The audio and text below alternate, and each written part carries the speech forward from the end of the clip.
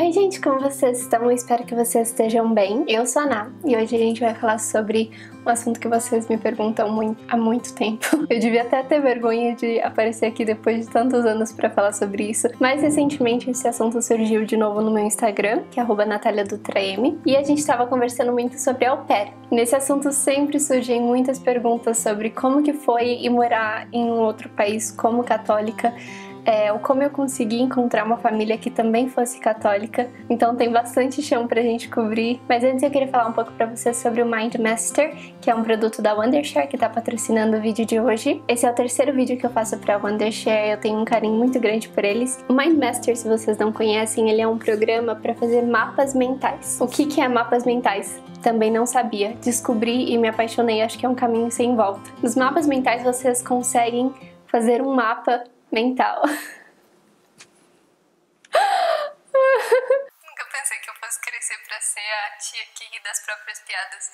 Os mapas mentais são muito bons pra gente conseguir tirar aquelas coisas da cabeça que parece que a gente não consegue tirar. Eu tenho que administrar o YouTube e o Instagram, a minha loja, eu tô escrevendo agora um livro de poesia, então de fato tem muita coisa na minha cabeça e nem sempre eu consigo passar pro papel de forma fácil. E se eu não consigo colocar isso no papel, se eu não consigo tirar da minha cabeça, aquilo fica me perturbando, parece que eu não consigo encontrar ordem. Então aqui no MindMaster vocês têm vários tipos de mapas mentais diferentes para escolher, ou você pode criar o seu do zero. E eu vou criar um aqui do zero, bem simples para vocês entenderem. Foi o meu primeiro mapa mental da vida criado no MindMaster, então vocês conseguem entender que é bem fácil de mexer. E aqui eu criei uma ideia principal, que seriam as coisas que eu preciso administrar na área de criação de conteúdo. Então tem o Instagram e tem o YouTube, que são os principais. Só que, por exemplo, o Instagram não é uma coisa só. Tem stories, tem posts, tem reels, tem IGTV. No YouTube eu quero um dia conseguir criar 2 vídeos por semana, que ainda tá longe, eu não defini os dias que vai sair ainda. Então pode ignorar o quarta e domingo que tá aqui. Mas é mais ou menos isso. Aí eu fui puxando de cada tópico os subtópicos e organizando bem para eu conseguir visualizar tudo aquilo. E o simples ato de criar um mapa mental já trouxe paz à minha cabeça. Eu já consegui visualizar direitinho no que eu preciso focar, o que eu preciso fazer. E a quantidade de mapas que a gente pode criar é infinita para todas as áreas da vida que a gente precisa organizar. Então eu criei esse aqui para criação de conteúdo, que foi super tranquilo de fazer. Eu também quero criar outros para entender como que eu organizo todas essas responsabilidades na minha rotina, que é algo que eu tô tentando aprender agora. Então, para vocês que também amam organização como eu, o MindMaster é muito legal. Vou deixar ele aqui na descrição para vocês explorarem. E eu mencionei que ele é gratuito. E se vocês quiserem fazer um upgrade, tem a versão paga também.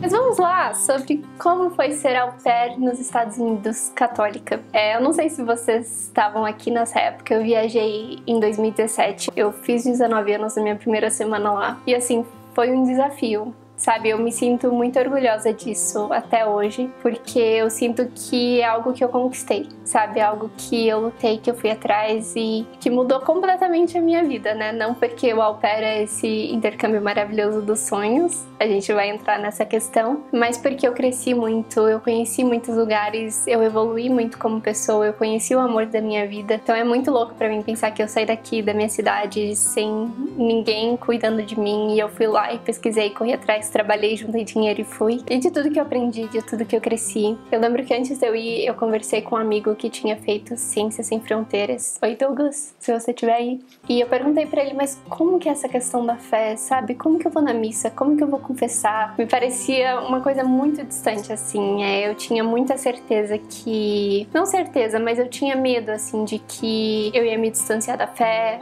ou eu não ia conseguir me adaptar, ou não ia ser a mesma coisa. E na verdade, foi exatamente o oposto de tudo que eu tinha medo. Eu fui muito feliz, assim, na minha fé, quando eu mudei. Pra começar aqui, ter caído numa família católica foi total coincidência. Eu não fazia ideia que eu ia cair numa família católica, eu não escolhi também. Eu fui pela agência Expert Au Pair, que na época, não sei como que tá hoje, mas na época era falado que ela não tinha tantas famílias quanto as outras agências. Só que a Expert tem uma coisa legal, que é que você não precisa pagar a taxa da agência até o seu visto ser garantido, até o seu visto sair. Então eu me cadastrei de graça, eu fiquei lá no site de graça por um mês, e no meu perfil dizia que eu era católica. E aí eu recebi um e-mail dessa família falando que eles estavam procurando por uma menina católica e querendo me entrevistar. E pra mim foi um choque, eu fiquei chocada. Então depois desse choque que eu fiquei chocada, e eu respondi o e-mail deles, a gente conversou pelo telefone, depois continuou conversando. Eram 4 crianças no Texas, hoje eles já têm 6 crianças, porque são uma família católica. E agora que eu paro pra pensar, eu não documentei esse processo pra vocês na época, né? Porque eu lembro que o primeiro vídeo que eu fiz depois de ter mudado foi mudei de país, e vocês não estavam entendendo nada, ninguém sabia o que estava acontecendo, nem todo mundo da minha família sabia também, eu acho. Que foi uma coisa muito que eu fiz sozinha e depois eu fui contando pra todo mundo. E aí, conversando com essa família, falando sobre a fé, sobre coisas que a gente tinha em comum, eles mencionaram que eles iam numa paróquia incrível, me mandaram o canal do YouTube da paróquia. Eu percebi que aquela paróquia era dedicada a Santa Teresinha do Menino Jesus e a São José Maria Escrivá, que na época eram os meus 2 maiores santos de devoção. Ainda são até hoje, mas agora tem Santa Teresa d'Ávila também. Então imagina como eu me senti quando eu vi que de todas as paróquias dos Estados Unidos inteiro, eu ia cair exatamente perto de uma que era em honra aos meus 2 maiores santos de devoção. Imagina. Então, nossa, foi muito sinal, assim, de que era pra ser. E quando eu fui cheia de expectativas, achando que ia ser tudo incrível, que ia ser um mar de rosas. No grupão de au pair a gente chama isso de au pair Alice. Eu acho que a piada é porque a gente acha que tá entrando no País das Maravilhas e não é exatamente assim. O au pair, ele é um intercâmbio muito difícil. Eu não vou falar só coisas negativas porque ele é maravilhoso também. Então é difícil, mas às vezes é um difícil gostoso, mas às vezes não é tão gostoso assim. Porque você mora ali com as pessoas que você trabalha, né? Então você tá sempre na casa dos seus chefes, tá sempre no teu trabalho. E isso às vezes é um pouco difícil de lidar. Eu, pelo menos, perdi muito peso nos Estados Unidos. Não sei se vocês chegaram a perceber que o meu rosto tá um pouco mais redondinho do que tava quando eu tava lá, mas porque eu não conseguia comer na frente dos meus chefes. Isso é um problema meu, não é todo mundo que tem isso, não acontece com todo mundo, e eles eram super queridos, super me ofereciam comida normal, mas eu mesma não conseguia. Depois fui descobrir que eu sou uma pessoa ansiosa, mas na época eu não sabia. Teria evitado muita coisa se eu soubesse. Mas aí tem a dificuldade de você estar morando na casa dos seus chefes e estar no seu trabalho o tempo inteiro, então você não consegue ter aquela coisa de sair do trabalho e fui pra casa, sabe? Ou pelo menos aqui em casa eu trabalho de casa também, o que é um pouco difícil, mas ao mesmo tempo eu também tô muito confortável porque é minha casa, é meu ambiente, e lá eu não tava, então eu passava a maior parte do tempo que eu não tava trabalhando no meu quarto. E eu também não cheguei a fazer amigos enquanto eu tava lá, que é uma coisa que as meninas geralmente super fazem amizade, nem sempre são amizades muito saudáveis, mas fazem. E eu pelo menos não fiz nenhum amigo. Eu fiz uma amiga que depois a gente parou de conversar, e aí eu conheci o Matt, e ele me fez companhia até que eu conheci mais uma amiga. Mas foi basicamente só isso. Eu tinha algumas amigas não tão próximas, mas nada que eu conseguia sair e estar presente e tudo mais. Então eu fiquei muito sozinha, e eu fiquei lá por 2 anos, né? Então foi bastante coisa. Nesse meio tempo eu passei por um término que foi traumático. Eu perdi muitos amigos, muita coisa aconteceu assim. Então por isso que eu falo que o au pair, ele não é um intercâmbio muito fácil. Até a parte do trabalho mesmo, de estar lidando com outras pessoas, de estar lidando sempre com seus chefes. Às vezes as crianças também não são tão fáceis de lidar, porque crianças são crianças. Então é todo um exercício, assim, são várias coisas que a gente precisa superar. Então muitas meninas vão achando que vai ser aquela coisa maravilhosa e super fácil e tranquila, e que estão basicamente só indo pra passear e fazer compras. Mas na verdade não é um intercâmbio de trabalho, então ele é bem difícil, ele tem os seus desafios. Mas isso tudo foi muito importante pra mim, assim, eu sinto que eu cresci muito e era muito pra ser, assim, sabe? Porque eu aprendi muito sobre a vocação. Eu imaginava que eu ia me aproximar da vocação matrimonial por pela primeira vez na vida estar vivendo com uma família católica, mas ao mesmo tempo eu não sabia o que esperar. E também me aproximou muito da vocação matrimonial porque conheci o meu futuro esposo durante esse intercâmbio. E antes de eu conhecer o Mary, eu não tinha muito assim na cabeça isso de quero me casar e ser aberta à vida, e todas essas coisas não eram coisas que passavam pela minha mente. E quando a gente começou a namorar foi na mesma época que eu comecei a ler História de uma Alma, então eu me aproximei muito, me encantei muito por São Luís e Santa Zélia Martã, pais de Santa Teresinha, e aí parece que Deus foi trabalhando em tudo, assim. Eu vejo que quem a gente era no começo e quem a gente é hoje são completamente diferentes. Então mesmo que a gente não estivesse percebendo ou ativamente buscando, estando abertos à verdade, Deus nos conduziu até ela. E eu fico, assim, muito emocionada quando eu penso sobre isso. Então, um dos lados de ser au pair católica foi que me aproximou muito da vocação matrimonial, ensinou muito sobre o que eu vou precisar saber no futuro. Eu sinto que eu tô super preparada pra ser mãe. Inclusive, tô aqui falando pra Deus há muito tempo que se Ele quiser, eu tô pronta. Mas a imigração não tá permitindo que eu e o Matt se casem, então tudo bem. Mas enfim, me aproximei da vocação matrimonial. E aí a minha paróquia, ela foi tudo que eu poderia sonhar um dia. Na verdade, eu acho que eu nem sonharia com uma paróquia tão incrível assim na vida.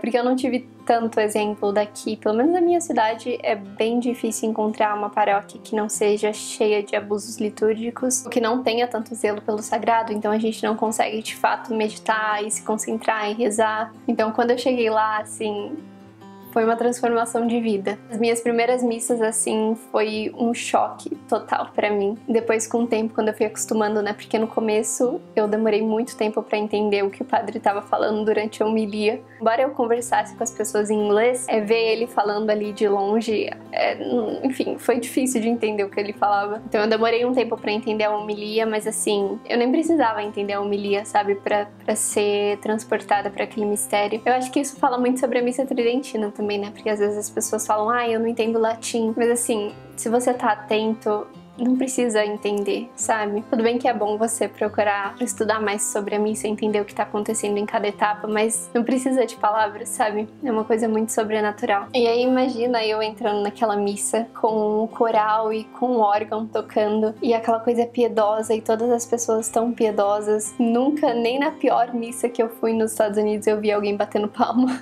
E eu fui em umas ruins também, bem ruins. E assim, eu nunca tinha ido numa missa ordinária sendo celebrada daquele jeito, sabe? Com tanto amor, com tanta piedade, com tanto zelo. Eu não sei explicar, mas assim, a minha paixão, o meu amor pela igreja e pelo sagrado aumentou num nível que mesmo me faltam palavras. E eu comecei a contemplar o quão maior aquilo era do que eu, o quão bonito era. As homilias também, quando eu comecei a entender as homilias, eram tão bonitas e tão profundas. Infelizmente, esse padre que dava as homilias, que também vai ser o padre que vai celebrar o nosso casamento, ele já não tá mais nessa paróquia, hoje ele tá ensinando no seminário, o que é uma coisa boa, porque significa que ele vai treinar outros padres para serem tão bons quanto ele. Mas é triste porque eu sinto falta de ouvir sempre as homilias dele. Mas assim, de fato, quando eu tava pra ir embora, depois dos meus 2 anos, o que eu mais sofria era pensar que eu ia ter que abandonar minha paróquia. Mas ali eu vivi algo diferente, sabe? Eu vivi a fé muito nua e crua, como eu acredito que era sempre pra ser.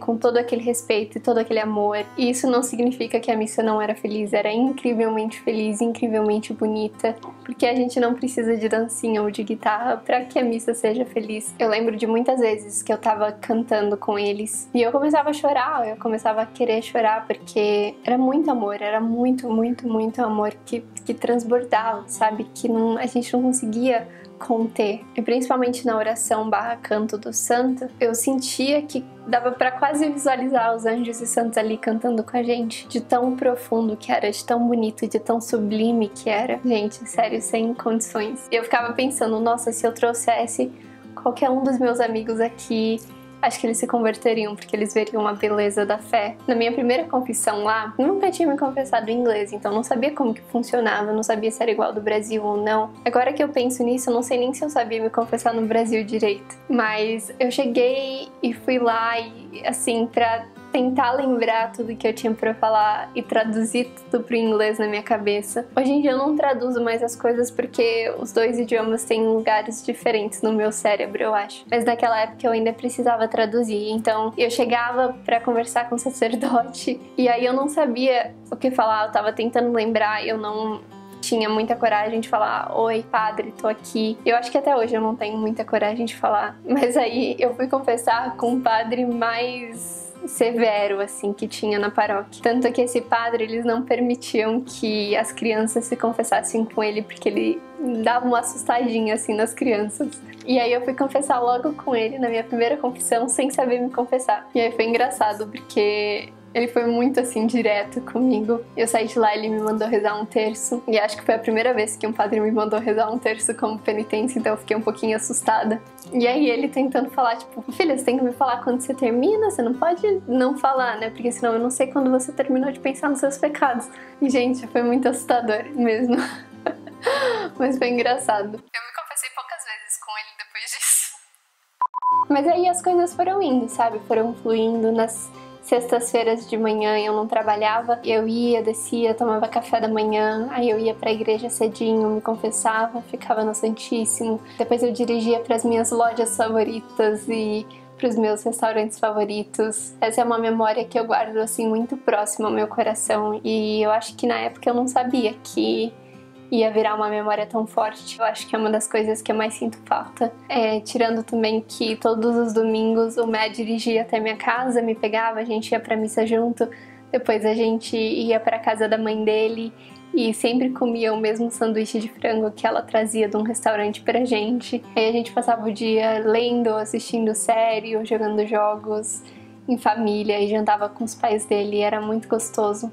Eu tenho muita saudade, assim, dessas coisas. E eu sinto que minha fé foi aumentando. Eu tinha medo que ela ia diminuir, mas na verdade ela aumentou. Eu li mais alguns escritos dos santos nessa época, então foi uma época que eu senti que eu tive um empurrãozinho, assim, pra crescer. E aí mais tá naquele ambiente tão claramente santo, tão cheio de paz, que transportava a gente pra uma realidade diferente. Era tudo muito bonito, assim.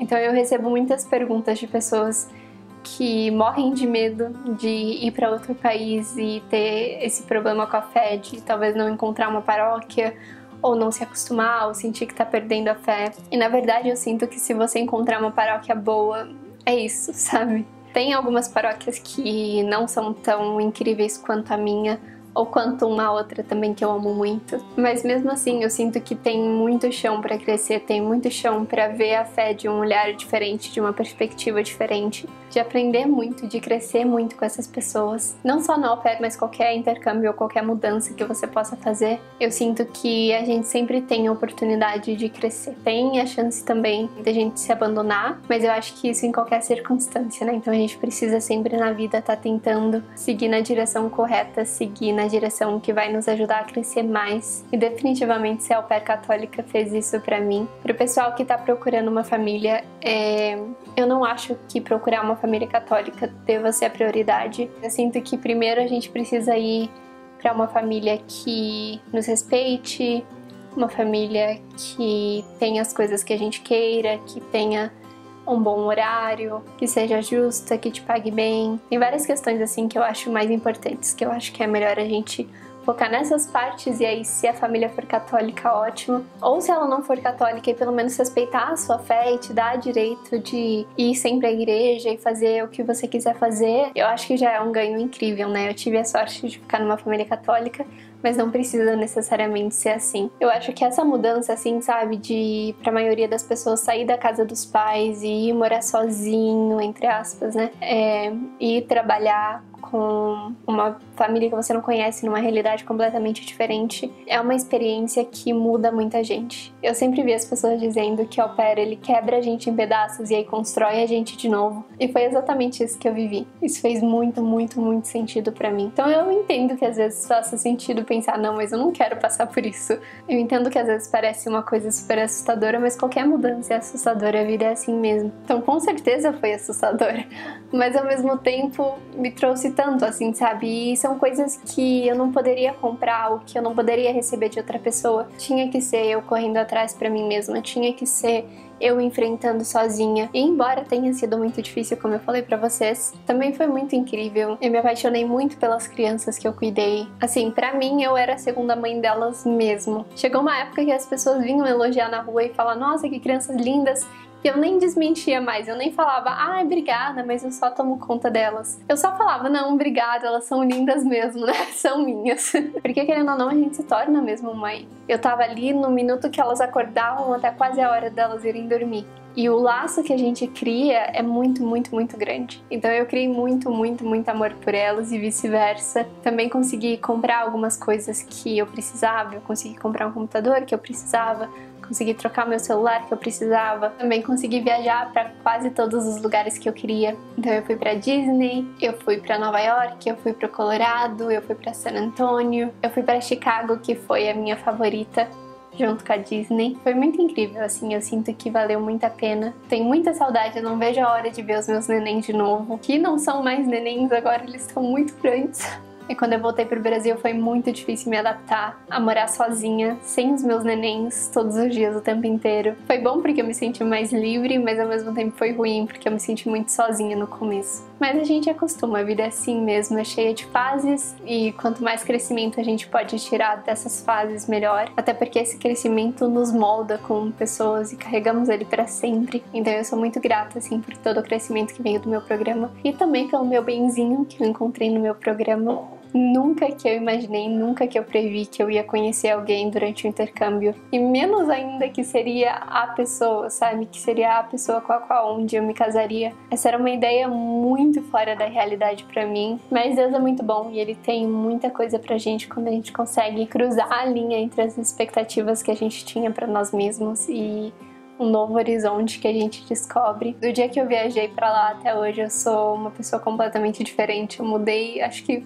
praticamente tudo, e acredito que tudo pra melhor, então foi muito bom. Eu tinha medo da fé não ser a mesma coisa, mas eu descobri que ela poderia, na verdade, ser muito melhor, então foi diferente. E isso foi um grande ponto pra mim, porque eu não sou muito boa em experimentar coisas novas e lá tudo era novo, então tudo que eu experimentei foi novo e hoje eu mudei muito nessa área. Eu ainda não assisto muitas coisas novas, mas em outros aspectos da vida eu mudei muito nisso também. E, enfim, eu acho que eu só tenho coisas boas pra dizer. Até as coisas ruins viram coisas boas porque a gente cresce com elas. Então acho que é mais ou menos isso. Eu espero que eu tenha respondido as perguntas de vocês, ou pelo menos entretido vocês com algumas histórias aleatórias. E eu volto no próximo vídeo.